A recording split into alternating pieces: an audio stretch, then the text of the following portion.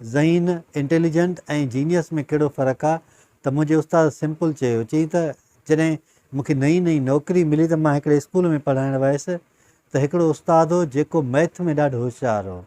त उहो हमेशह मैथ ई खणंदो हो ऐं उन खां सवाइ ॿियो को बि सब्जेक्ट हू न पढ़ाए सघंदो हो। त मां हिकिड़े ॾींहुं मूंखे हेड मास्तर घुरायो त मूंखे चई त तव्हां अंग्रेज़ी खणो, त मां अंग्रेज़ी खईं ऐं 2 ॾींहंनि खां पोइ मूंखे वरी फिज़िक्स ॾिनई त मां उहा फिज़िक्स कई। ज़रूरत जे हिसाब में उहो ॿई कम जेको आहे सो मां कया पिया। जेको पहिरियों माण्हू करे पियो उहो बि बहितरीनु हो, उहो ज़हीन हो, ऐं जेको ॿियो माण्हू कमु करे पियो उहो जीनियस हुयो। यानी जीनियस उहे माण्हू हूंदा आहिनि जेके सिचुएशन खे ॾिसी करे उन हिसाब में नयूं शयूं ईजादु कंदा आहिनि, कंहिं शइ खे उन खे असुल ताईं या असुल रंग में आणण जी कोशिशि कंदा आहिनि पिया। तव्हां अक्सर करे अहिड़ा माण्हू ॾिठा हूंदा जेके ज़िंदगीअ जे कमनि में त बहितरीनु हूंदा आहिनि, पर ॾेती लेतीअ में उन्हनि जो जेको अंदाज़ु हूंदो आहे या उन्हनि जो जेको तरीक़ो हूंदो आहे उहो एतिरो भलो न हूंदो आहे, उहो एतिरो वज़नाइतो अहमियत वारो न हूंदो आहे, त पोइ उहे मुकमल तौर ते कंहिं माण्हूअ खे सम्झ में न आहिनि ईंदा पिया। हज़रत अली करमला वजह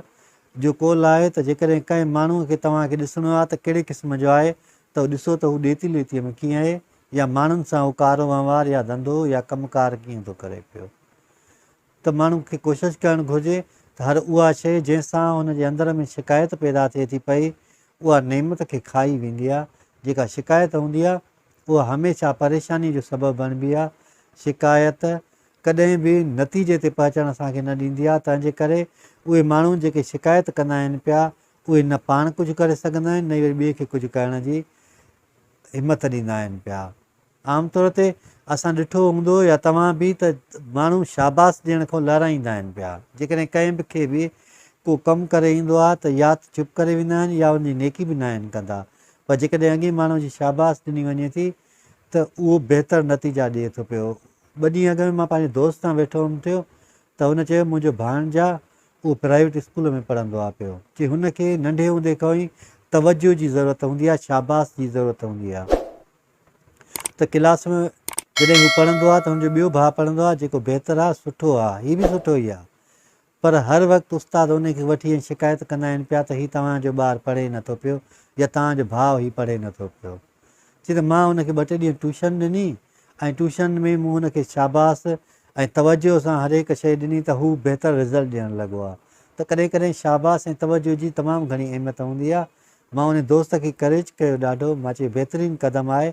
असांखे पंहिंजे ॿारनि जी जेकी तरबियत करणी हूंदी आहे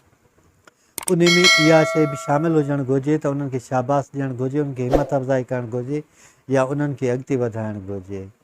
जॾहिं न तरबियत हूअं बि आमतौर ते ईअं चयो वेंदो आहे त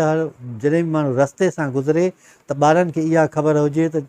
कहिड़ी जॻह ते खॾो खुॿो आहे ऐं कहिड़ी जॻह ते माण्हू खे तकलीफ़ अची सघे थी।